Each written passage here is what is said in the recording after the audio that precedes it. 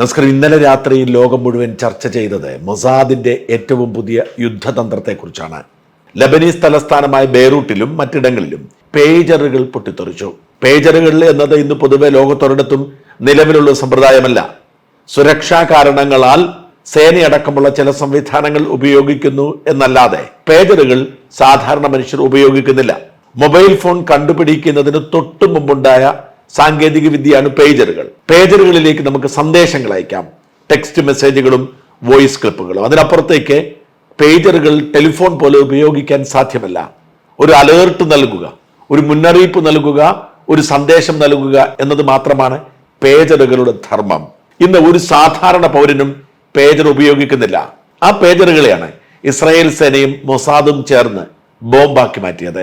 അവരത് എങ്ങനെ ചെയ്തു എന്നതിന്റെ വിശദാംശങ്ങൾ ഇപ്പോഴും പുറത്തു വന്നിട്ടില്ല. പലതരത്തിലുള്ള വാർത്തകളാണ് ഇതുമായി ബന്ധപ്പെട്ട് പുറത്തു വരുന്നത്.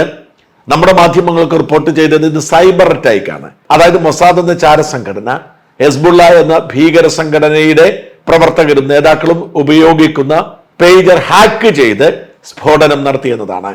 എന്നാൽ ആ തിയറി തെറ്റാണെന്നും ഇതൊരു സൈബർ ഹാക്കിംഗ് അല്ലെന്നും ഇത് കൃത്യമായി കഴിഞ്ഞ കുറെ കാലമായി പിന്തുടർന്ന് നിർമ്മാണത്തിലിരിക്കുമ്പോൾ തന്നെ അതിൽ ഇടപെട്ടതാണെന്നുമാണ് ന്യൂയോർക്ക് ടൈംസ് അടക്കമുള്ള മാധ്യമങ്ങൾ റിപ്പോർട്ട് ചെയ്യുന്നത്. ഞാൻ രാവിലെ എല്ലാ മാധ്യമങ്ങളും പരിശോധിച്ചു നോക്കി. അവരൊക്കെ പറയുന്നത് തായ്വാനിലെ ഗോൾഡ് അപ്പോളോ എന്ന കമ്പനിയാണ് ഇത് നിർമ്മിച്ചത്, ഈ പേജറുകൾ നിർമ്മിച്ചത്. ഈ പേജറുകൾ അവിടെ നിന്നും തായ്വാനിൽ നിന്നും നിർമ്മിച്ച് അത് ബെയ്റൂട്ടിൽ എത്തിക്കുന്നു. ഈ നിർമ്മാണ സമയത്തോ അല്ലെങ്കിൽ ബെയ്റൂട്ടിൽ ഇത് എത്തിച്ച സമയത്തോ വളരെ കൃത്യമായി മൊസാദിന്റെ ഏജന്റുമാർ അതിൽ ഇടപെടൽ നടത്തുന്നു. നിർമ്മാണ സമയത്ത് സാധ്യത കൂടുതൽ എന്നാണ് അവർ പറയുന്നത്. ഈ ലിഥിയം ബാറ്ററിയാണ് ഇത് ഉപയോഗിക്കുന്നത്. ലിഥിയം ബാറ്ററിയോട് ചേർന്ന് 10-20 ഗ്രാം സ്ഫോടക ശേഷിയുള്ള സാധനം കൂടി ചേർക്കുന്നു. എന്ന് മാത്രമല്ല ഇതിന് റിമോട്ട് സ്വിച്ചും ഉണ്ടാവുന്നു എന്നാണ് ആ റിപ്പോർട്ടുകൾ പറയുന്നത്. എന്നിട്ട് ഇത് കൃത്യമായി ഇടപെടലിലൂടെ പൊട്ടിത്തെറിക്കുന്നു. വളരെ ശ്രദ്ധിക്കേണ്ട കാര്യം, ഇത് പൊട്ടിത്തെറിച്ചത് ബെയ്റൂട്ട് സമയം ഏതാണ്ട് ഉച്ചകഴിഞ്ഞ് 3:30 മണിക്കാണ്. അതായത് നമ്മുടെ ഇന്ത്യൻ സമയം ഏതാണ്ട് വൈകുന്നേരം 6:15 കൂടിയാണ് ഈ പൊട്ടിത്തെറി ഉണ്ടാവുന്നത്. ഈ പൊട്ടിത്തെറി ഏതാണ്ട് അരമണിക്കൂർ തുടർച്ചയായി നീണ്ടു നിന്നു. ഏതാണ്ട് 280 പേജറുകളാണ് പൊട്ടിത്തെറിച്ചത്. ഈ 280 പേജറുകൾ പൊട്ടിത്തെറിച്ചത് 3:30 മുതൽ 4 മണി വരെയുള്ള ഒരു സമയത്താണ്. ഈ പേജറുകളിലേക്ക് ഒരു സന്ദേശം വരുന്നു. ഹെസ്ബുള്ളയുടെ കമാൻഡർമാരുടെ സന്ദേശം എന്ന നിലയിൽ ഒരു സന്ദേശമാണ് വരുന്നത്. ഒരു കാര്യം കൂടി ശ്രദ്ധിക്കണം, മൊബൈൽ ഫോൺ സുരക്ഷിതമല്ലാത്തത് കൊണ്ടാണ്, അത് ഹാക്ക് ചെയ്യാൻ ഇസ്രായേലിന് സാധിക്കും എന്നുള്ളത് കൊണ്ടാണ് അവർ പേജറിലേക്ക് പോയത്. പേജർ താരതമ്യേന സുരക്ഷിതമായി കണക്കാക്കപ്പെടുന്നു, അതുകൊണ്ടാണ് പേജറിലേക്ക് പോയത്. ഈ പേജറിലേക്ക് ഒരു സന്ദേശം വരുന്നു. ഈ സന്ദേശം തുറന്നു നോക്കിയവരൊക്കെയാണ് സ്ഫോടനം നടന്നത്. ഈ സന്ദേശം വരുന്നതോടെയാണ് ഈ പേജർ ബോംബായി മാറുന്നത്. അത്തരത്തിലാണ് ഇത് സെറ്റ് ചെയ്തിരുന്നത്. ഈ സന്ദേശം ഇതിനെ ആക്ടിവേറ്റ് ആക്കുന്നു. ഈ സന്ദേശം ഓപ്പൺ ചെയ്യുമ്പോൾ ബോംബ് ഓൺ ചെയ്യുന്നതിനുള്ള സ്വിച്ചായി മാറുന്നു.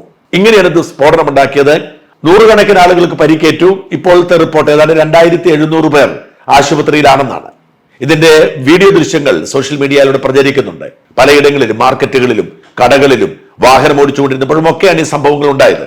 ഭൂരിപക്ഷം പേരും പേജർ പോക്കറ്റിലാണ് സൂക്ഷിച്ചത്. അതുകൊണ്ട് തന്നെ മിക്കവരുടെയും ആ ചങ്കിന് അല്ലെങ്കിൽ മുഖത്തുമൊക്കെയാണ് പരിക്കേറ്റിരിക്കുന്നത്. അതുപോലെ തന്നെ വയറിനും ലൈംഗിക അവയവ ഭാഗങ്ങളിലുമൊക്കെ പരിക്കേറ്റിട്ടുണ്ട്. കാരണം പാന്റിന്റെ പോക്കറ്റിലിടുക, കുർത്തയിൽ ചുരുട്ടി നമ്മളെ മടിക്കുത്ത് പോലെ വയ്ക്കുക, അല്ലെങ്കിൽ പോക്കറ്റിൽ ഇടുക, ഇതൊക്കെയാണ് സംഭവിച്ചത്. പലരും സ്ഫോടനം നടന്നപ്പോൾ കൈയിലേക്ക് എടുക്കുമ്പോഴാണ് സ്ഫോടനം നടന്നിരിക്കുന്നത്. കൈ എവിടെയുണ്ടായിരുന്നു എന്നതാണ് പ്രധാനപ്പെട്ടത്. ഈ പരിക്കേറ്റ 300ഓളം പേരുടെ നില ഗുരുതരമാണ്. 8-10 വയസ്സുള്ള 2 കുട്ടികളടക്കം ഏതാണ്ട് 9 പേരുടെ മരണമാണ് സ്ഥിരീകരിച്ചിരിക്കുന്നത്. 300ഓളം പേർ ഗുരുതരാവസ്ഥയിലാണ്.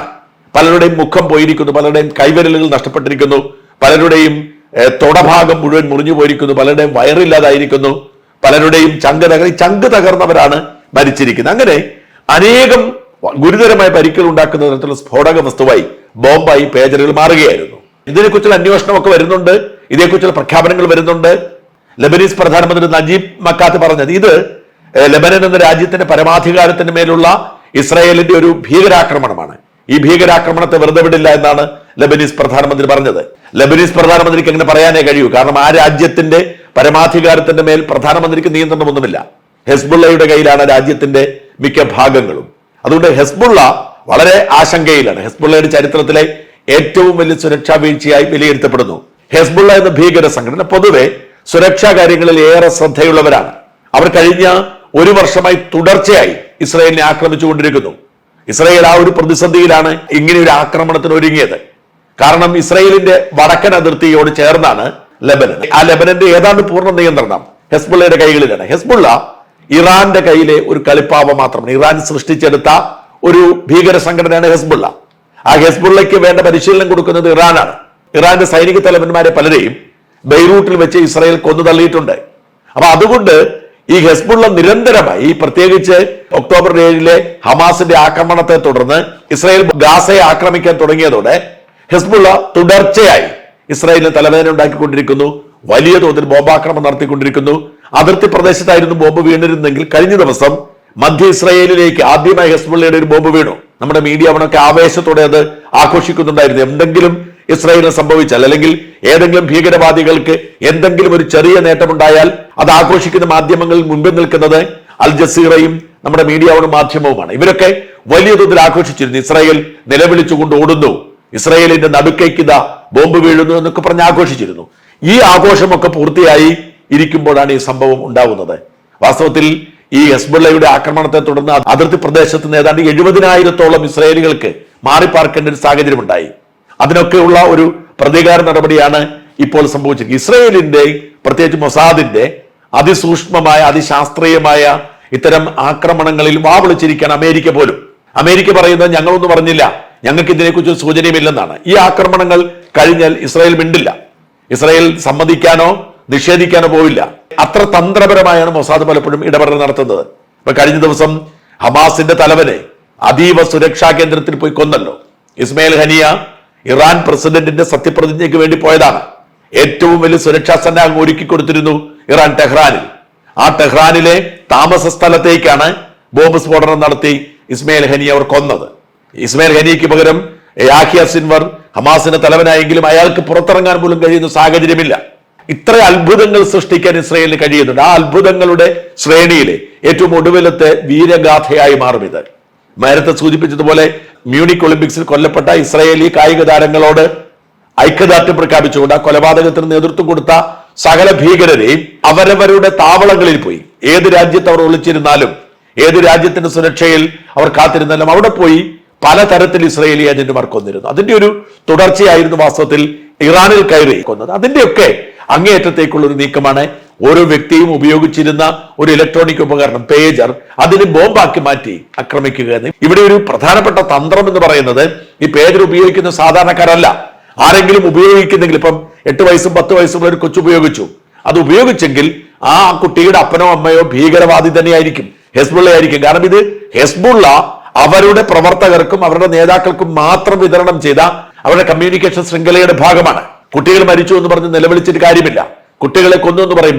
എന്തിനാണ് സാധാരണക്കാര മനുഷ്യർ പേജർ ഉപയോഗിക്കുന്നത്? നിങ്ങൾ ആരെങ്കിലും പേജർ ഉപയോഗിക്കുന്നുണ്ടോ? ഇവിടെ പേജർ സർവീസ് ഉണ്ടോ? ഇല്ല. പേജർ സർവീസ് ലാഭകരമല്ല, ആരും നടത്തില്ല. ആ പേജർ സർവീസ് നടത്തുന്നത് ഈ പറയുന്ന രഹസ്യ സംഭാഷണത്തിനും രഹസ്യ ഇടപെടലിനുമാണ്. അപ്പോൾ ഇത് ഉപയോഗിച്ചെങ്കിൽ ആ ഉപയോഗിച്ചവർക്ക് ഹെസ്ബുള്ള ബന്ധമുണ്ട്. കുഞ്ഞുങ്ങൾ പാവങ്ങളാണ്, നിരപരാധികളാണ്. പക്ഷേ ആ കുഞ്ഞുങ്ങളുടെ മാതാപിതാക്കളോ അവരുടെ സഹോദരങ്ങളോ അവരുടെ ആരുടെങ്കിലും അടുത്ത ആളുകൾ ഇതിന്റെ ഭാഗമാണ്. അതുകൊണ്ടാണ് കുഞ്ഞുങ്ങൾക്ക് പരിക്കേറ്റത്. ഓർക്കുക, ഇറാന്റെ ലെബനീസ് അംബാസഡർ മൊസ്താബ് അമാനും പരിക്കേറ്റു. കാരണം ഈ അമാന്റെ കയ്യിലും ഉണ്ടായിരുന്നു ഈ പേജർ. ഇറാന്റെ അംബാസഡർ എന്തിനാണ് ഹിസ്ബുള്ളയുടെ പേജറുമായി നടക്കുന്നത്? വളരെ സ്വാഭാവികമായ ചോദ്യമല്ലേ?